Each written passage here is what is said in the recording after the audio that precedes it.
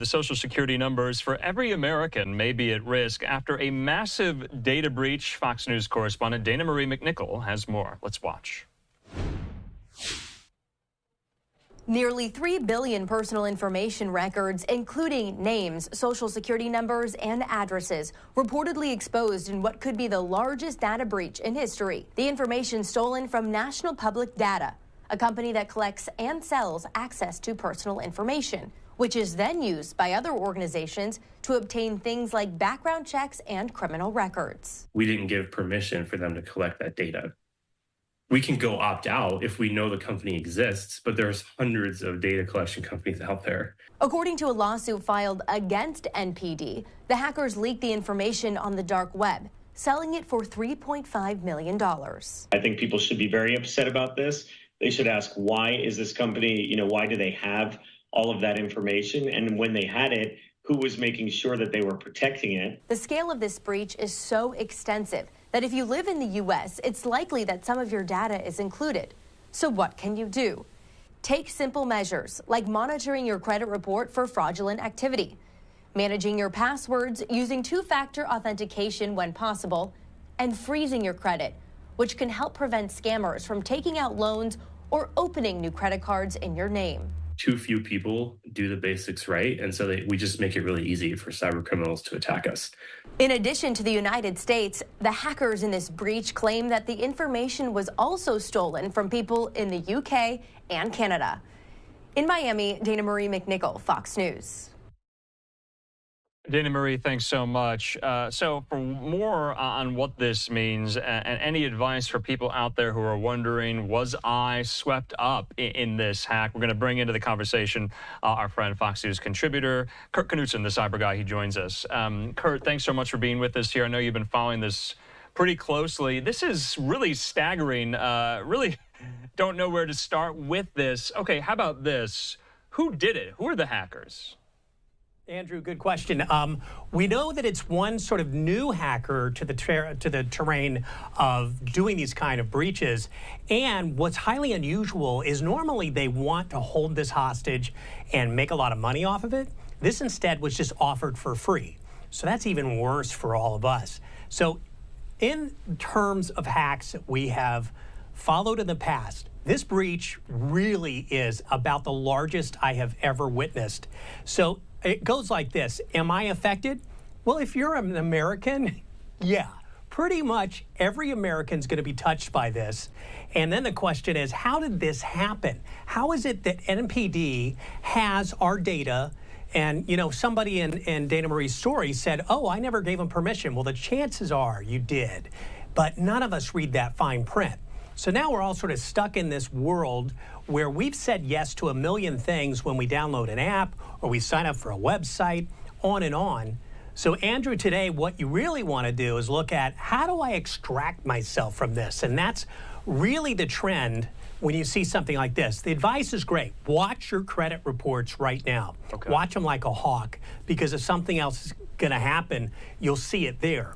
And then in terms of somebody getting a hold of your Social Security number, who else is going to post it online and where else is it going to go? And the question is also, how do you remove yourself from the internet? There are data removal services. We've rated the top ones online at cyberguy.com that we follow.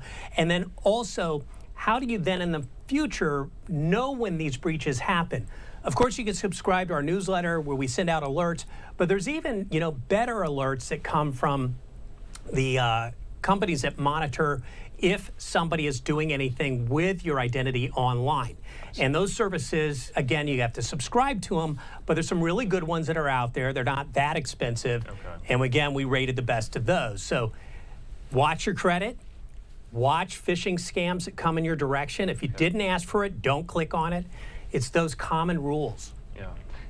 Kurt, I wanted to ask, because it just seems like, and maybe you agree, that we're seeing these massive data breaches and hacks with more regularity, more frequency, on a really more massive scale than we have before.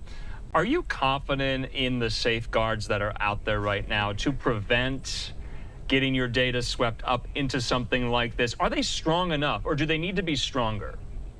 Andrew, they need to be stronger, and it's a really good point you're making, because have you noticed, if you have an iPhone or you have an Android, you notice how quickly and how more frequently you're being pushed a software update that's kind of urgent when it happens, saying, hey, you need to update this. There's a security thing. We're not going to tell you what it is because we don't want to tip the hackers off, but you better update your phone. So when that's happening with this level of frequency, the question is, what are you doing to protect yourself? Because they're not protecting you for the big tech areas of the world, and our government certainly is not protecting us well. So it's really up to you and your family. So my advice is always this: what are you doing to make yourself resilient? The number one thing you can do is have antivirus protection on not just one device, not on like just one person's laptop in the family, but on every single device. And that way, that'll really bolster your ability to keep out these bad guys. For example, when you have good protection and somebody tries to get to you and say it's a phishing scam and it's a link and it looks so real and they're using AI, so we're getting fooled more regularly. Well, when you go to click that link, good protection will stop the link from even going through, because they'll have identified that. So it's really about, you know, you're getting on a boat now and you know the boat's going to sink at some point.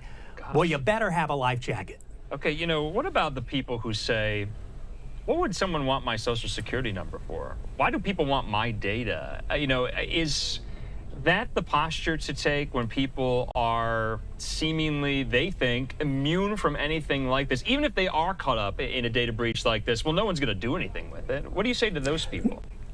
Number one reason they want our data, especially a social security number, is really financial. They want to take money from us in one way or another. It may not happen tomorrow, but they're going to build a database that then has some value, and they're either going to sell our stuff to somebody else in a big lump of other stolen stuff, or it has to do with espionage. It has to do with a foreign actor trying to get a hold of Americans' data in such a way that you could then understand, what would I need to say and do to get Andrew to act in a certain way? So that's happening to all of us. We don't know that it's happening because it's so well tailored using AI that, you know, it's just like TikTok. We're clicking on videos because they know what we're going to click on, and they're showing us the videos where it's not like we went and fished out a video. Right. So it's those algorithms that aren't working necessarily in our favor. Okay. They may to entertain us with a happy cat video, but then it's really just too much information that's getting out there. And with AI, they can take the data, little pieces of our life, and put that together and really come up with something that's a powerful weapon against all of us. A brave new world.